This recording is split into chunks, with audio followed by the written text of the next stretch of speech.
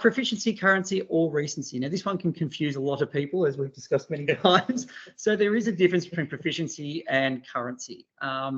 So just up on, there's the definitions there. So the easy way is currency refers to meeting the legal requirement for recent flight experience. Proficiency refers to being adequately skilled.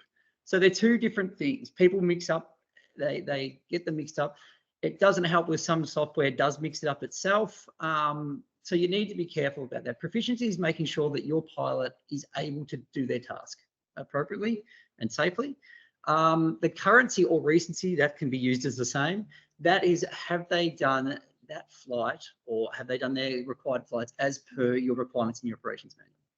So are they actually recent? So they are two separate things. A lot of people get that one confused. So just do be aware of that.